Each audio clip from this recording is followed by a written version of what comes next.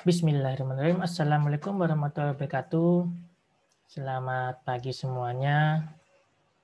Kita kembali lagi ke mata kuliah fenomena transfer untuk pertemuan kelima part 2 dengan saya Andromeda Dilaksono. Dan sebelumnya kita membahas terkait perumusan pada persamaan Bernoulli, dan sekarang adalah lanjutan dari materi sebelumnya. Jadi sebelum kita ke sana, kita perlu mengetahui dulu ya mengenai fenomena apa yang bisa kita perhatikan di lingkungan sekitar. Oke, saya tunjukkan di sini. Jadi tahukah Anda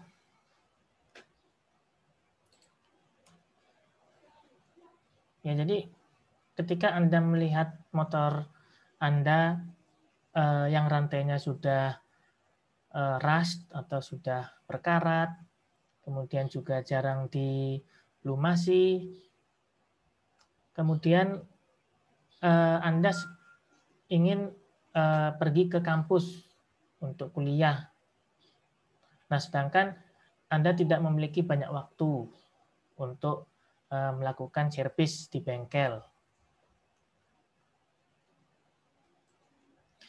Dan kira-kira pelumas ini apakah selalu oli motor, oli rantai yang digunakan untuk melumasi pada bagian rantai sepeda motor.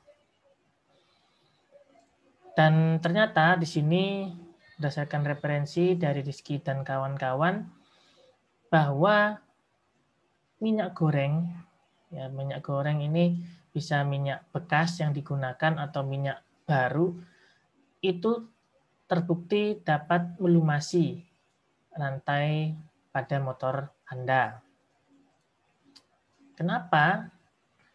Jadi ini jadi yang saya katakan tadi, bila Anda ingin ke kampus, kemudian kondisi motor Anda pada rantainya sudah rust atau berkarat, dan Anda ingin buru-buru ke kampus, takutnya telat, misalnya ada sidang tugas akhir. Nah, kenapa kok direkomendasikan minyak goreng sebagai pelumas? Jadi kita perlu ketahui dulu terkait pelumas. Nah, jadi pelumas ini tujuannya untuk melumasi atau mengurangi gesekan dari pergerakan dari rantai atau gerigi yang di sini diatur indeks kekentalannya atau viskositasnya. Kemudian juga yang paling penting di sini bagaimana titik tuang aliran. Nah, ini berhubungan dengan fenomena transfer momentum. Bagaimana alirannya, kemudian stabilitas terhadap temperatur, karena kan kita tahu ketika ada bagian yang menggesek, itu akan terjadi panas. Nah, bila ada minyak yang dilumasi di sini harus stabil temperaturnya, karena itu juga mempengaruhi dari titik tuang. Kemudian kelumasan, bagaimana dia sifatnya untuk melumasi ya, atau istilahnya melindungi dari gesekan. Nah, jadi ini diuji viskositas pada, nah ini contoh ya, oli SAE 15W40, kemudian dibandingkan dengan Bimoli. Saya tidak menyebutkan merek di sini, tapi dan tujuannya tidak untuk promosi, tapi di sini kita ingin tahu ya, ketika diteliti mengenai pelumas ini, sifat pelumas seperti apa. Jadi ada 3 ya di sini. Ada oli SAE, ini yang oli pelumas yang digunakan di bengkel-bengkel resmi. Baik. Kemudian yang kedua ini Bimoli, jadi minyak goreng yang digunakan ibu-ibu untuk masak. Kemudian yang ketiga, oli bekas. Nah, kita di sini ada menguji viskositas. Kira-kira yang layak di sini sebagai pelumas itu yang lebih baik yang mana? Nah, jadi di sini ada tiga sampel yang akan diuji. Kemudian diuji nilai mu-nya di sini yang paling tinggi yaitu pada oli SAE, pada mesran. Kemudian yang tinggi kedua itu pada oli bekas. Jadi oli bekas itu oli yang sudah dipakai, kemudian ditampung lagi, nah kemudian dipakai lagi untuk melumasi. Nah, sedangkan minyak goreng viskositasnya 0,28, jadi paling kecil. Oke, ini kalau dilihat dari viskositas. Kemudian, bagaimana kita melihat dari temperatur? Ya, jadi ini temperatur kamar kurang lebih 25 derajat Celcius untuk ketiga sampel tadi. Kemudian dihitung pH-nya. Nah, kemudian pH masing-masing di sini yang paling tinggi pada oli mesran. Kemudian yang tengah-tengah minyak bimoli 5. Nah, untuk oli bekas paling rendah 3,34.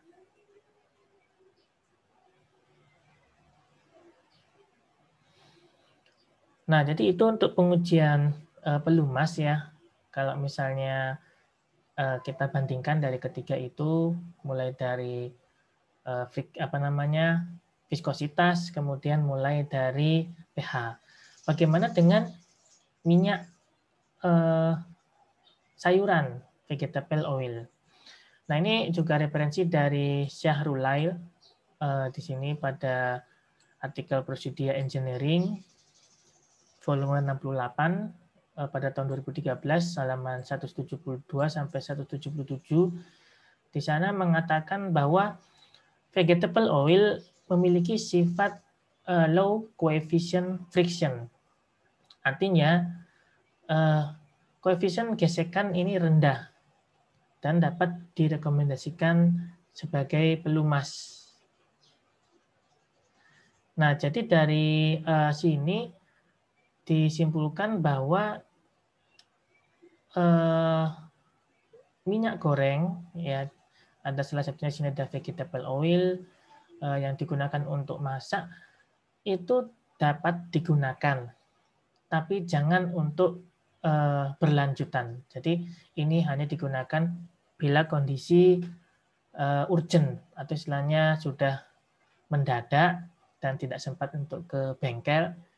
Jadi tujuannya untuk melumasi, karena bila tidak dilumasi itu bisa terjadi gesekan yang tinggi pada antar rantai dan itu akan menyebabkan kerusakan. Nah, jadi kalau ada friksi, ada panas, dan panas ini nanti akan terjadi kerusakan pada rantai. Jadi bisa digunakan minyak goreng untuk istilahnya pertolongan pertama. Nah, kemudian setelah itu sesuai dengan oli motor yang direkomendasikan. Oke ya, jadi itu untuk contoh dari yang kita ketahui ya, yang kita mungkin pernah alami untuk minyak sebagai pelumas. Nah, kemudian kita ke aliran internal. Nah, jadi aliran internal ini di mana tempat aliran fluida dibatasi permukaan padat. Nah, jadi kalau internal berarti ada pembatasnya yang berupa permukaan padat. Kemudian fluida kental atau istilahnya viscous fluid adalah fluida yang faktor perubahan gradien kecepatan dan shear stress atau viscous stress tidak diabaikan. Nah, ini pada fluida kental. Kebalikan viscous fluid itu adalah non-viscous atau inviscid fluid. Kemudian ada juga fluida incompressible. Jadi di sini maksudnya tidak mengalami perubahan densitas atau perubahannya sangat kecil, jadi dapat diabaikan. Itu yang incompressible. Nah, kemudian ini salah satu contoh aliran laminer berkembang penuh, atau istilahnya bahasa Inggrisnya fully developed. Nah, jadi di sini dilihat region di mana profil kecepatan tidak berubah lagi pada region ini ya. Ya, jadi kenapa kok dikatakan fully developed atau berkembang penuh? Nah, ketika di sini ada aliran dimulai dari U0, sebelum mengalami kontak dengan permukaan padat yang ini ya, bagian ini, atas dan bawah, fluida memiliki kecepatan seragam sebesar U0. Nah, jadi fluida yang mengalir ke arah X ini memiliki kecepatan yang seragam. Belum ada perubahan ya. Jadi sama semua. Nah, setelah dia menyentuh dinding ya pada bagian ujung, saluran maka akan tersebut boundary layer. Boundary. Ya, ada batas akibat adanya efek viskos dan gesekan. Nah, ini dia menggesek ke dinding permukaan pada pipa, gesekan fluida. Dan pada jarak tertentu dari titik awal, fluida masuk profil kecepatan aliran akan menjadi tetap. Nah, jadi pada jarak tertentu di situ ada semacam region yang sudah stabil ya. Jadi tidak ada lagi kecepatan aliran yang berubah. Jadi sudah kecepatan aliran yang menjadi tetap ya di sini ya, region di sini. Jadi awalnya itu ada gesekan, aliran masuk, kemudian bagian ujung menggesek sehingga terjadi adanya efek viskos. Nah, kemudian ini nanti dari jarak tertentu dia akan full developed region, sudah tidak ada kecepatan yang berubah lagi. Fluida dalam keadaan demikian dikatakan telah berkembang penuh, fully developed. Ya, jadi perlu diingat ya, ini merupakan sifat efek viskos setelah dia diberi jarak tertentu pada aliran kecepatan yang seragam awalnya, kemudian tidak terjadi lagi perubahan. Dan ini ada rumusnya, L per D. Ya, L itu panjangnya, entrance length, kemudian D-nya diameter dari pipanya. Nah, ketika dia dihitung itu setara dengan 0,06 angka Reynolds.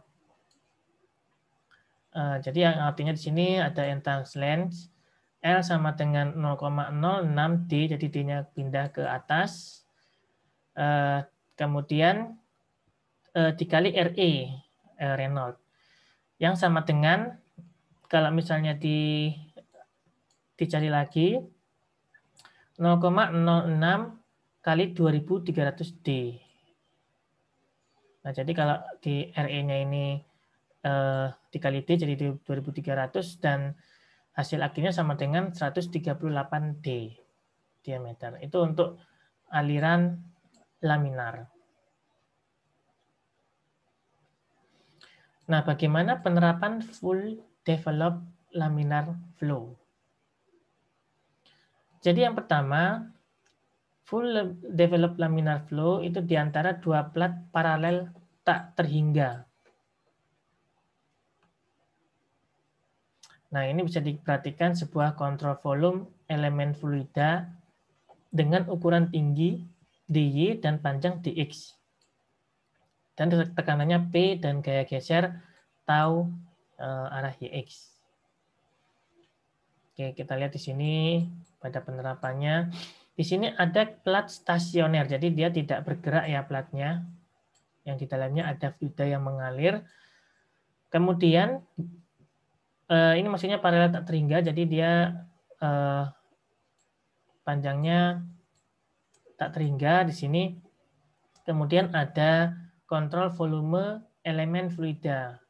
Nah, jadi kalau dilihat di sini ada A-nya, panjang A-nya. Kemudian ada kontrol volume. Nah, sedangkan ini A per 2 setengahnya. Ini arah X, ini arah Y. Kemudian ini ada pengaruh tekanan dan juga shear stress arah YX. Di mana di sini ada panjang dx dan tinggi dy. Nah, kemudian dari penjabaran tadi dilihat untuk apa saja yang berpengaruh pada plat stasioner ini. Jadi tentunya di sini ada gesernya yang tadi ya. Jadi kalau ketika ada aliran dia ada gesekan, jadi ada geser di sini yaitu tau Yx arah Yx, kemudian plus D tau Yx per dy kali dx per 2. Nah, kemudian ini ada penurunan rumus sampai didapatkanlah di sini minus tau Yx d tau Yx per dy dikali dy per 2. Tau Yx ini gaya geser dalam arah X bekerja pada bidang tegak lurus dari Y. Tegak lurus.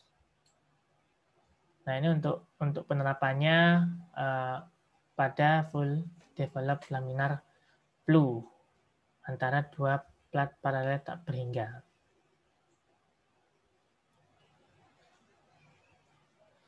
Nah, kemudian di sini ada rumusnya di sini.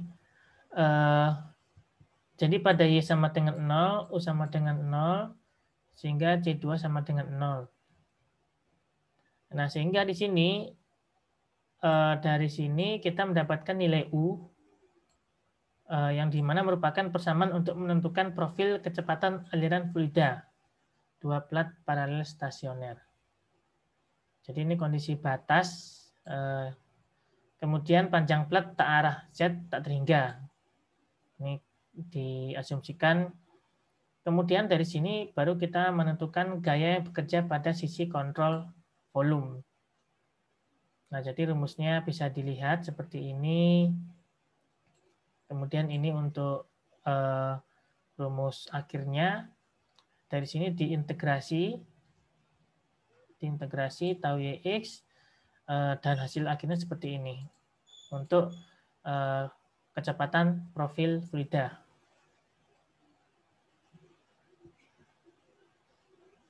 Jadi di mana C itu sama dengan konstan.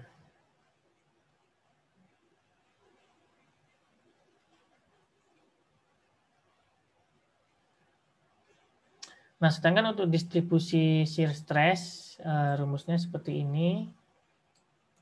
Bisa dilihat. Dan untuk laju alir volumetris. Nah, jadi ini dilambangkan dengan debit Q. Kemudian dicari integral VdA. Nah, kemudian dijabarkan lagi rumusnya seperti ini. Q per L ini sebagai fungsi pressure drop. Nah, kemudian didapatkan untuk Q-nya, Q per I, dan dari sini bisa menentukan dari nilai V-nya. Jadi V, Q tadi dimasukkan sama dengan sekian, dan untuk kecepatan rata-ratanya rumusnya sekian. Ini pada kondisi full develop laminar. Jadi untuk penurunan rumusnya bisa dilihat. Nah, kemudian di sini juga bisa menentukan titik kecepatan maksimum. Titik kecepatan maksimum diambil dari Y sama dengan A per 2 ya, pada kondisi tengah-tengah. Ya, di mana di sini pastinya tidak ada gesekan ya, fluida yang berada di tengah-tengah. Alias dia paling maksimum kecepatannya. Nah, kemudian dari sini dihitung U max rumus ini, yang dimana rumusnya 3 per 2 V. Jadi 1,5 kali dari kecepatan rata-rata. Kemudian di sini juga ada tambahan transformasi koordinat. Jadi di sini ada titik asal center line pada Y aksen dan Y setengah A dan minus setengah A. Kemudian ini didapatkanlah untuk rumus V rata-rata sama dengan sekian untuk transformasi koordinat. Jadi maksudnya di sini bila di sini ditentukan ya titik asalnya misalnya O 0,0 terletak di pojok kiri. Jadi bisa diambil 0 kemudian didapatkanlah V rata-ratanya sekian.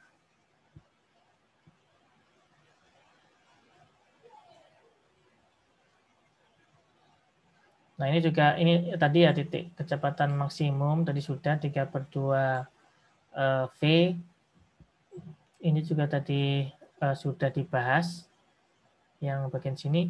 Nah, kemudian ini yang dimaksud maksimum ya. Jadi pada bagian tengah itu paling cepat aliran fluidanya dirumuskan seperti ini. Ini minus setengah, ini Y aksen per 2.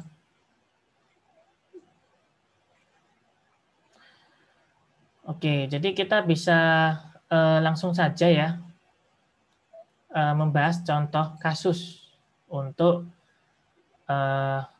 fluida yang pada di sini ada control valve-nya.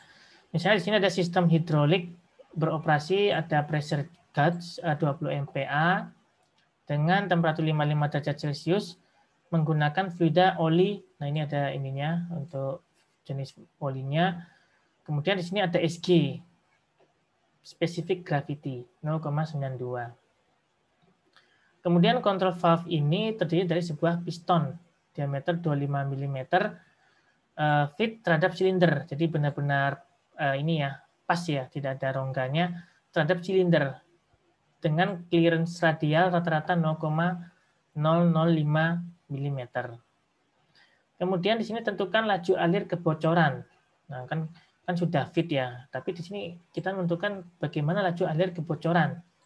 Jika pressure gauge pada sisi tekan rendah piston 1,0 dengan panjang piston 15 mm dan di sini mu-nya 0,018 kg per meter second. Nah, kita bisa mengilustrasikan, membuat gambar di mana di sini ada piston pada bagian tengah. Kemudian ada namanya yang tadi ya clearance radial. Nah, ini yang dimaksud. Jadi walaupun dia fit, tapi ada celahnya sedikit, tapi sangat kecil. Nah, itu 0,005 mm. Kemudian untuk panjangnya tadi sudah diketahui ada 15 mm. Kemudian untuk tekanannya di sini ada P1, ada P2. Nah, P1-nya dari sistem hidroliknya, P2-nya dari tekanan rendah piston. Nah, baru dicari laju alir kebocoran. Kita bisa mengasumsikan dulu di sini jenis alirannya laminar flow. Kemudian dia steady, incompressible, jadi tidak ada pengaruh ya. Bisa diabaikan pengaruh ininya, tekanan pada fluidanya. Kemudian di sini dia full develop. Jadi ada L per A. Nah, kemudian oh ya, jadi L per A ini dari sini ya. L dibagi A. Jadi hasilnya 3000. Oke, kemudian lebar clearance sangat kecil sehingga aliran dapat dianggap sebagai aliran di antara dua plat paralel. Nah, jadi yang dimaksud sini sangat kecil dan bisa dianggap sebagai aliran di antara dua plat. Jadi karena di sini fluidanya di antara sini ya, antara clearance ini dan sangat sempit, sangat kecil, sehingga dapat dikatakan paralel. Kemudian lebar plat itu 1 sama dengan PD untuk lebar platnya mengikuti rumus dari lingkaran. Nah, di sini ya. Kemudian kita mencari aliran. Jadi laju alir itu Q debit.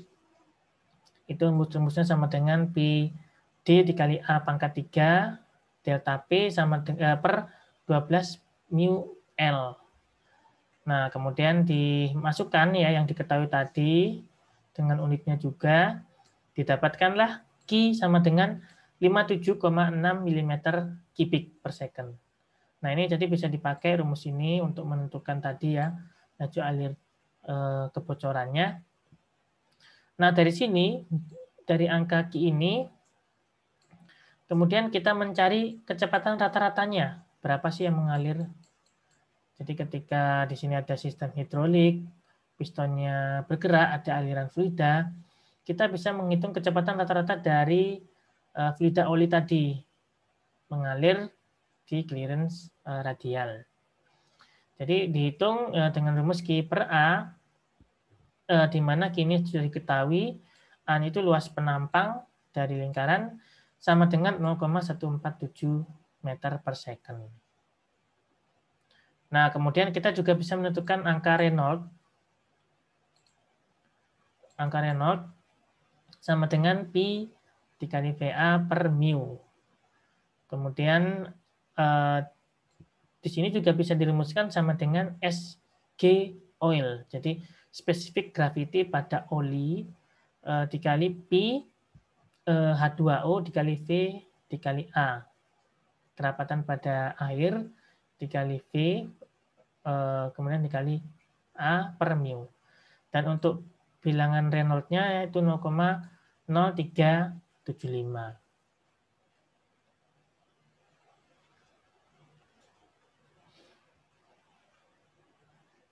Oke, jadi ini salah satu contoh lainnya untuk full develop laminar flow. Pengguna rumus di atas sudah memenuhi syarat. Jadi plat bagian atas bergerak dengan kecepatan konstan, kontrol volume, ini sama seperti yang tadi. Kemudian kita bisa menentukan distribusi kecepatannya. Jika di sini untuk turunan P per X itu sama dengan 0, U linear terhadap Y. Kemudian sini ada distribusi tegangan gesernya, laju alir volumetris, dan kecepatan rata-ratanya. Nah, jadi ini kondisi pada bagian plat yang bukan stasioner lagi ya. Jadi ada kecepatan konstan U di sini pada bagian atas. Jadi tidak hanya fluida yang mengalir, tapi juga yang mengalir di sini ada bagian plat atas. Nah, sedangkan untuk menentukan titik kecepatan maksimum, ini bisa dilihat untuk penurunan rumusnya. Jadi bisa digunakan yaitu dengan rumus ini. Namun bagaimana kecepatan dan profil kecepatan dan kecepatan maksimum. Nah, jadi beda dengan yang tadi ya, yang stasioner. Kalau yang ini, karena ini bergerak bagian atas, jadi untuk alirannya seperti ini. Ya, tidak seragam. Dia ada perbedaan atas dan bawah. Dan bila dibuat profilnya seperti ini ya.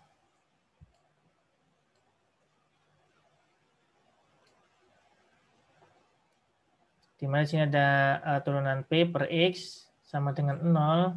Kemudian ini yang dikurang dari 0 dan ini lebih dari 0. Dan dari sini bisa dibuat untuk ininya, apa namanya, garis-garisnya ya. Jadi ini menggambarkan profil kecepatan. Sedangkan untuk X-nya ini U per U besar, sedangkan ini Y per A.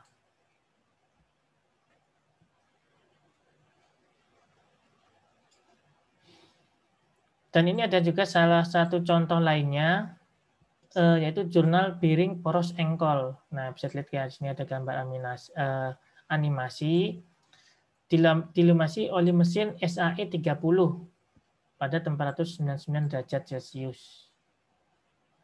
Nah, makanya tadi kan dibahas ya, kenapa kok oli ini harus tahan terhadap temperatur ya, karena di situ nanti ada gesekan yang menimbulkan panas. Kemudian mu-nya di sini 9,6 kali 10 pangkat minus 3, diameter bearingnya 3 in, di sini ada clearance-nya 0,0025 in, dan ada putarannya di sini 3600 rpm dan lebarnya 1,25.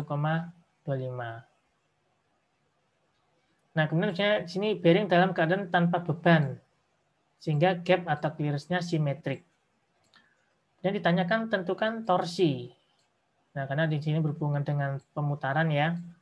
Jadi berhubungan juga di sini torsi untuk memutar jurnal dan daya yang dihasilkan oleh putaran.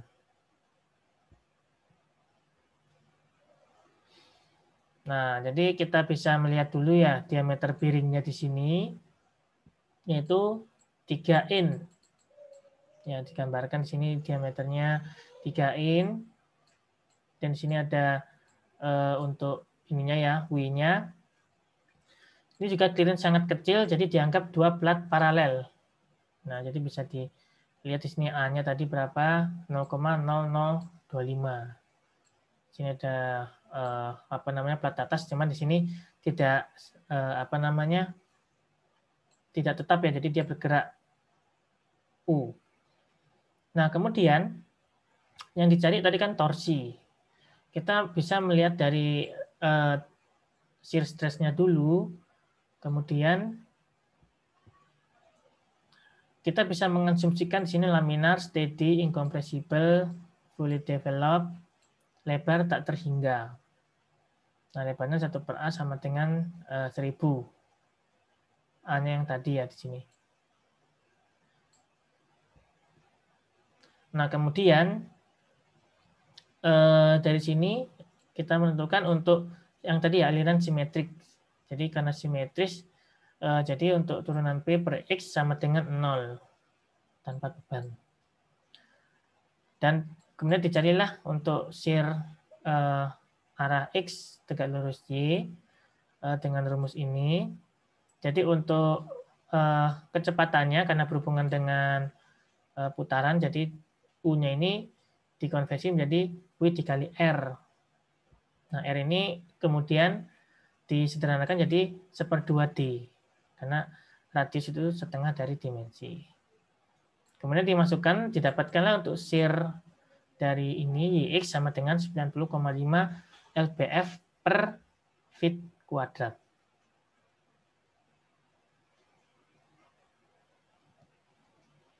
Nah, dari sini kita baru bisa menentukan torsi. Jadi torsi sama dengan F dikali R, kemudian disederhanakan. Di sini untuk F-nya tau YX dikali Pi kali D, kemudian di sini ada L dikali R. Nah, kemudian dicari, didapatkanlah untuk torsinya yaitu 11,1 lbf dikali inch. Kemudian bagaimana dengan daya yang dihasilkan? Nah, daya yang dihasilkan bisa dilihat dari rumus W dikali F. W sama dengan F dikali U. Kemudian U tadi dicari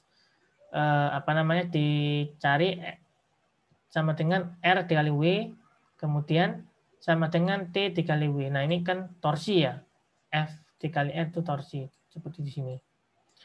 Jadi untuk W itu berapa torsinya dikali W-nya. Nah, W-nya kan ada di sini. Yaitu 3.600 RPM. Nah, kemudian nanti di ini ya, unitnya disamakan. Misalnya di sini ada ref, berarti di sini ada rad per ref. Bisa dicoret. Kemudian min bisa dicoret. Kemudian juga ada apa namanya di sini ada second bisa dicoret dan sebagainya. Dan didapatkanlah untuk dayanya itu 0,634 horsepower. Jadi 0,6 tenaga kuda.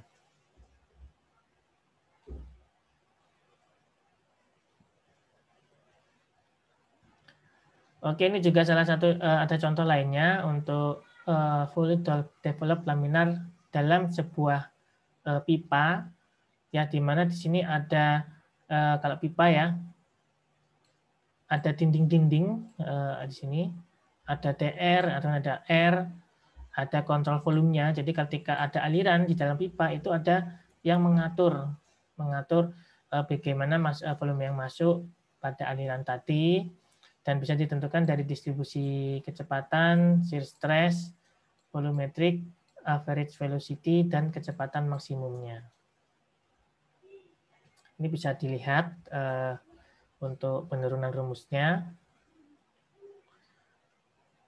Nah, kemudian untuk profil kecepatan ditentukan dengan persamaan empiris. Nah, ini ada rumus untuk profil kecepatan.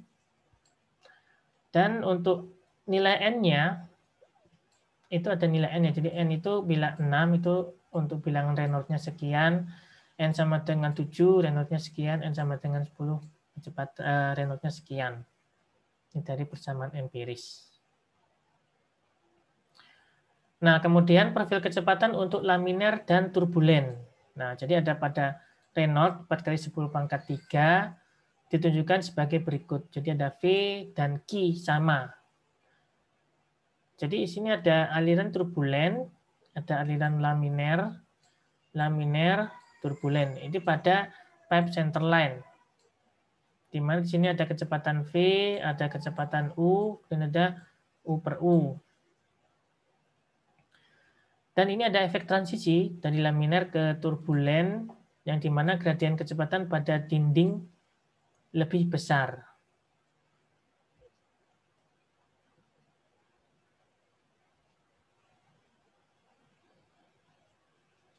Nah, ini juga ada contoh lainnya untuk pipa sirkular dengan diameter 6 inci pada proses pembuatan baja. Jadi di sini udara disuplai untuk proses pembuatan baja melalui pipa sirkular. Kemudian berakhir mendadak ke dalam chamber yang besar. Kemudian di sini ada seorang engineer baru mengajukan saran untuk mengurangi pengguna daya dengan cara mengganti sistem perpipaan. Nah, belokan ini jadi salah satu poin ya, kenapa belokan ini juga mempengaruhi dari fluida yang nanti dialirkan. Nah, ini biasanya sering terjadi ya di perusahaan. Jadi sistem perpipaan yang memiliki dua belokan 90 derajat centerline radius dengan kombinasi pipa lurus dan diffuser. Nah, ini ada diffuser. Ini dengan sini ada area rasio diffuser itu dirumuskan AR sama dengan 1,35. Dan sistem perpipaan yang diusulkan mengurangi belokan. Jadi memang di sini belokan dihindari, tujuannya agar tidak ada semacam gesekan yang berlebih ya pada fluida. Jadi dari engineer itu mengusulkan mengurangi belokan 8 inci, mengurangi 8 inci panjang pipa. Jadi kan di sini mengurangi juga dari belokan dan panjang pipa, dan ada penambahan diffuser di sini. Kecepatan udara yang dibutuhkan yaitu 150 feet per second. Jadi lumayan tinggi. Tekanan outletnya sama dengan tekanan atmosferik. Nah, kemudian sini juga diketahui efisiensi blower, jadi ini berhubungan dengan udara yang lewat 80%. Kemudian ditanya berapa daya yang bisa dihemat. Nah, ini biasanya kalau perusahaan kan meminta kalau ada efisiensi berarti ada cost, hemat cost. Nah, jadi ini bisa dilihat ya. Ini sistem yang sudah ada, di mana di sini pipanya mengalir dengan adanya belokan.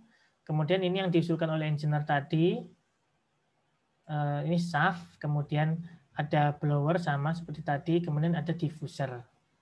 Dan tentunya ini mengurangi panjang 8 in tadi ya. Nah ini, jadi 6 in, 2 in itu bisa mengurangi panjangnya.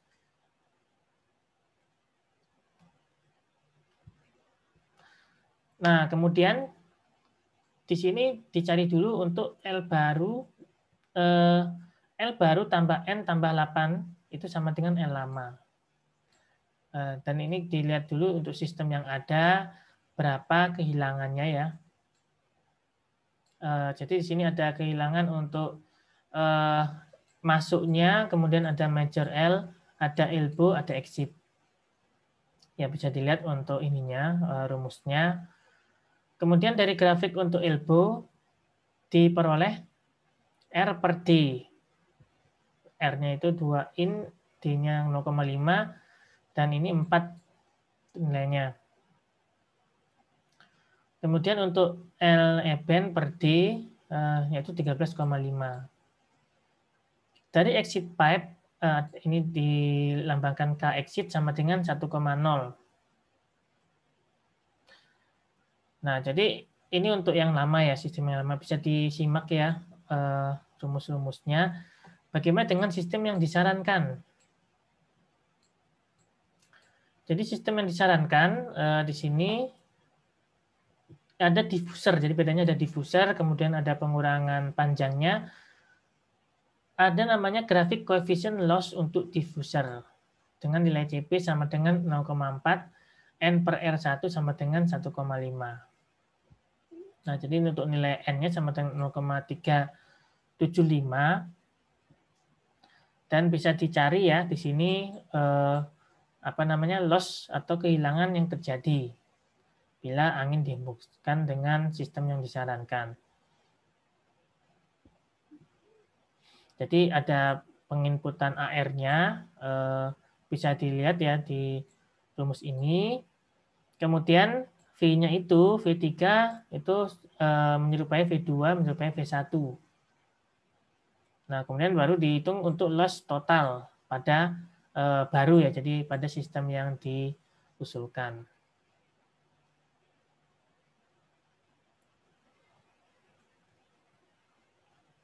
Nah, kemudian di sini sisi outlet pada kedua sistem bisa dinotasikan sebagai titik 4. Persamaan volume kontrol untuk kedua sistem di atas dapat dinyatakan sebagai berikut. Nah, ini untuk sistemnya, asumsinya steady, uniform, incompressible, dengan A sama dengan 1,0. Ini untuk yang lama. Nah, kemudian untuk yang baru, ini yang di bawahnya. Untuk yang baru, jadi ada M loss total lama, ada M loss total baru. Dan ada di sini delta WS-nya. Dari M, dalam kurung total lama, L loss, dan total baru L loss. Dan dari sini disubstitusikan, dicari ya, disubstitusikan, dimasukkan ke sini, kemudian dimasukkan Reynolds-nya, dan kemudian didapatkan di sini untuk perbedaan ininya.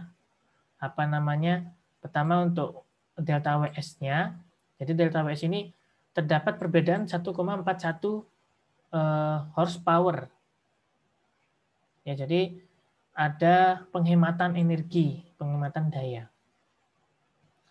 Nah, kemudian dicari juga untuk delta W-in-nya itu dibutuhkan sebesar 1,76 horsepower untuk selisih usaha.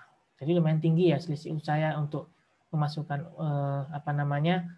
memasukkan hembusan udara tadi. Ya, untuk rumusnya bisa dilihat. Kemudian ini juga ada contoh lainnya pada pipa galvanized. Bisa dilihat ya. Jadi ini juga dihitung, ini juga sama ya untuk menghitung daya pompa input yang dibutuhkan jika efisiensi sekian. Nah, jadi bisa dilihat untuk perhitungannya, bisa di pause ya. Kemudian juga di sini untuk menghitung dari beberapa, misalnya sambungannya, gate valve, belokan, dan lainnya.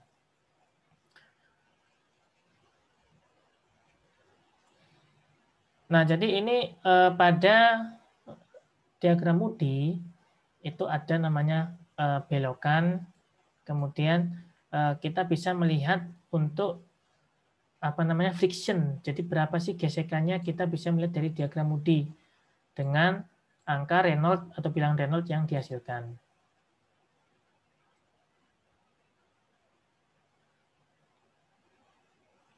Jadi dari angka Reynolds ini 4,8 kali 10 pangkat 5 yang dihasilkan, kita bisa plot dulu. Ini berapa bilangannya, kurang lebih di sini 4,8. Kemudian tarik vertikal pada pada Reynolds. Kemudian tarik horizontal. Tarik horizontal untuk turbulence di sini kemudian didapatkan untuk nilai frictionnya 0,021. Ini dari kondisi untuk angka Reynolds, bilangan Reynolds. Dan daya aktual yang didapatkan ya, jadi bisa dilihat nanti rumusnya itu 93,75 kW. Kemudian daya input pompa itu sebesar 134 kW.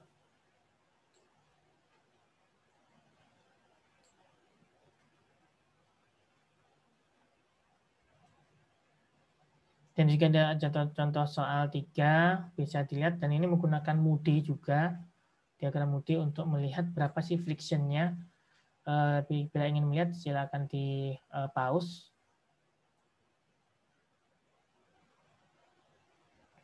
Nah, jadi untuk pengukuran aliran, yang pertama, pemilihan cara pengukuran aliran disesuaikan harga, akurasi, kapasitas, tingkat kemudahan penanganan data, dan juga ada service life. Nah, jadi ada beberapa metode pengukuran aliran, ada metode langsung, mengukur massa atau volume liquid dalam selang waktu aliran, jadi nanti berapa massanya, kemudian atau volume liquidnya, kemudian dihitung dari sekian waktu berapa sih massa yang sudah mengalir. Nah, itu bisa dihitung juga seperti itu. Atau pengukuran internal flow secara teoritis empiris. Seperti yang tadi ya, yang sebelum-sebelumnya.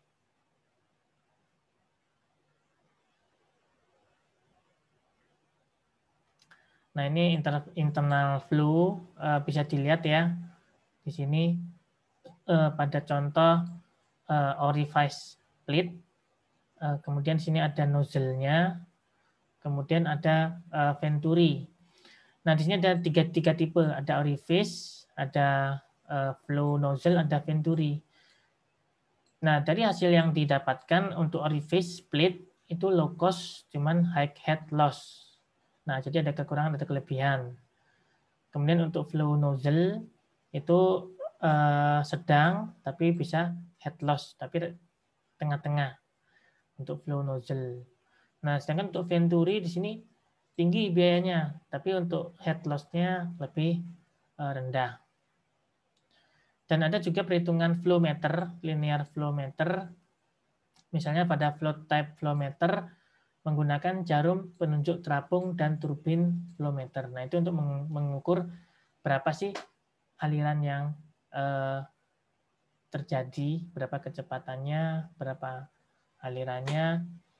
Dan juga ada transferring methods menggunakan tabung pitot, misalnya dengan thermal anemometer dan laser Doppler anemometer. Ya, bisa dicari itu seperti apa jenisnya.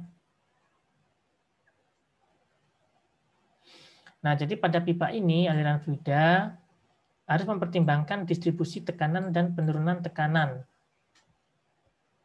Jadi distribusi tekanannya berapa, penurunannya. Contohnya, aliran air PDAM. Ada juga sistem penyaluran bahan bakar minyak. Ada juga ducting sistem pada AC sentral. Harus memperhitungkan secara hati-hati loss atau kehilangan energi akibat penurunan tekanan. Karena nanti akan mempengaruhi energi total dalam sistem. Nah, yang tadi ya kehilangan energi, head loss, terjadi akibat adanya gesekan. Jadi kalau gesekannya semakin tinggi, energinya semakin berkurang banyak atau hilang. Yang mengalir antara permukaan pada tempat fluida mengalir sehingga disebut friction loss.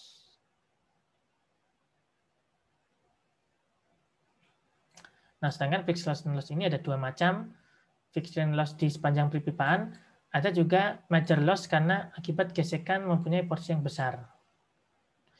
Ya, jadi bila di sini friction loss-nya ini masih sepanjang perpipaan itu major ya. Jadi memang itu pasti terjadi karena aliran pasti ada dindingnya ya, dinding yang dialiri, yang digesek. Nah, kemudian untuk yang minor terjadi pada fitting, misalnya sambungan ya, tadi misalnya ada belokan pipa itu juga ada friction ketika dia menabrak kemudian berbelok. Perubahan penampang aliran juga mempengaruhi, itu yang disebut minor loss. Minor loss besar jika kecepatan aliran tinggi. Jadi kalau semakin tinggi itu juga bisa menabrak dan memiliki loss yang tinggi. Kemudian juga banyak fitting di sepanjang aliran. Itu juga mempengaruhi friction loss yang minor.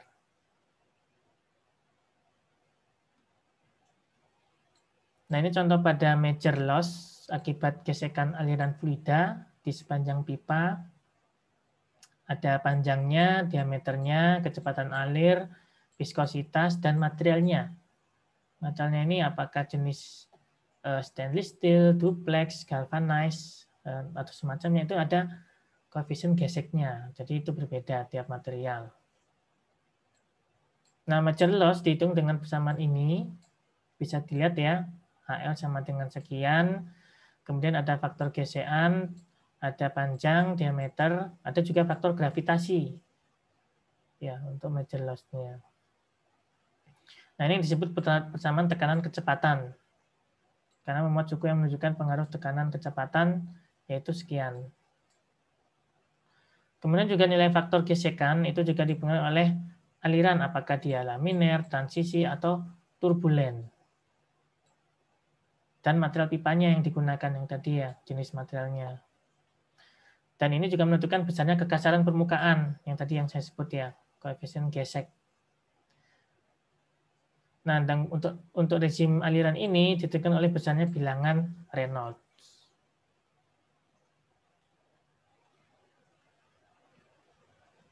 Nah, ini untuk tadi rumusnya RE, kemudian untuk nilai faktor gesekan bisa dihitung dengan 64 bagi Reynolds. Kemudian untuk aliran transisi bisa dengan persamaan Colebrook seperti ini. Kemudian untuk kekasaran permukaan pipa, kemudian kekasaran relatif pipa. Bisa dilihat.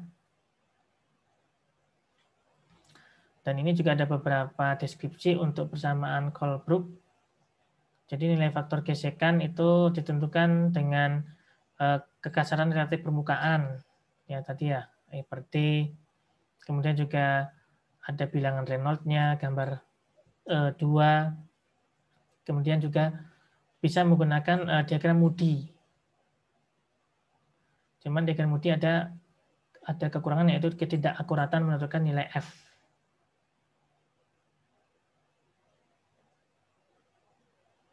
Nah, dan ini ada juga grafik kekasaran relatif pipa. Pipa dengan diameter sekian, kemudian dengan E per D, yang tadi ya kekasaran relatifnya sekian, nanti tinggal ditarik yang mana yang cocok untuk menentukan kekasarannya. Nah, itu untuk major loss. Sedangkan untuk minor, karena tadi ada arah aliran, perubahan penampang, kemudian perubahan gesekan, adanya fitting, belokan, percabangan, katup, dan sebagainya. Dan untuk prosedurnya di sini perhitungannya ada metode panjang ekuivalen.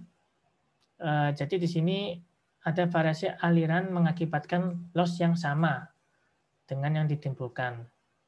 Contohnya di sini ada gate valve 2 inci mengakibatkan loss sama besar dengan loss yang diabaikan oleh pipa lurus berdiameter 2 inci. Sehingga di sini dikatakan panjangnya itu 1,5 feet. Panjang ekuivalen untuk semua minor itu digunakan persamaan Darcy, Weisbach. Kemudian metode ini hanya digunakan untuk aliran turbulen. Nah, untuk metode ini sederhana dan mudah digunakan, tapi mengharuskan adanya tabel nilai ekuivalen. Tergantung pada pembuat produsennya juga, produsen pipa, material, dan cara pemasangannya. Nah, ini contohnya ya untuk panjang ekuivalen pada pipa diameter sekian, kemudian panjang ekuivalennya berapa, ini diameternya 1 in, 2 in, 4 in, kemudian panjang ekuivalen ada regular, elbow, long radius, regular 45 derajat elbow, T ini seperti ini. Kemudian ada globe valve, gate valve, dan sebagainya.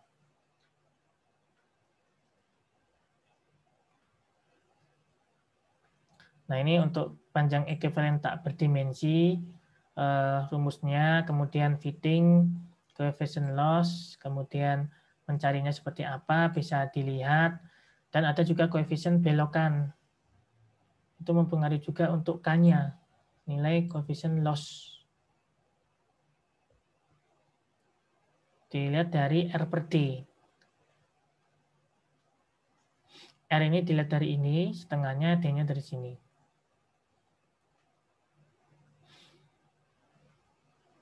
Oke, jadi itu bisa dipelajari ya untuk masing-masing terkait penerapan aliran laminer yang kita lihat yang bisa ditemukan di berbagai industri.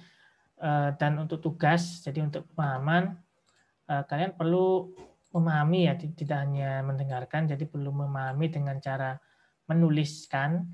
Jadi silakan buat 2 soal per masing-masing dan jawabannya dari materi yang tadi dibahas. Dan tidak boleh sama materinya, jadi harus beda. Maksudnya di sini soalnya ya. Soalnya dengan materi yang diberikan dan masing-masing anak juga harus berbeda. Silakan bisa mencari studi kasus dari misalnya perusahaan yang terkait dengan pipa, atau kalian membayangkan dengan studi kasus misalnya di piping oil and gas, kemudian menghubungkan dengan materi yang tadi, bisa. Yang penting kalian tahu ya, dari densitasnya tadi, kemudian koefisien gesek dari jenis materialnya, dan sebagainya. Tugas ditulis di kertas, kemudian difoto, lalu diupload di LMS. Jadi ini silakan dikumpul sebelum tanggal 31 Maret 2021. Oke, mungkin itu saja dari saya yang bisa saya sampaikan. Semoga ada manfaatnya. Jadi terbayang ya, seperti apa sih aplikasi dari fenomena transfer momentum. Dan mohon maaf bila ada salah kata. Saya akhiri. Wassalamualaikum warahmatullahi wabarakatuh. Bagi yang memiliki notifikasi di akunnya bisa klik langganan di akun saya.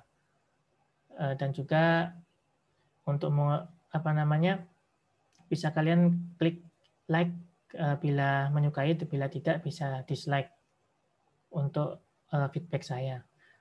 Dan bila ada pertanyaan bisa di komentar. Akhir kata, wassalamualaikum warahmatullahi wabarakatuh. Terima kasih.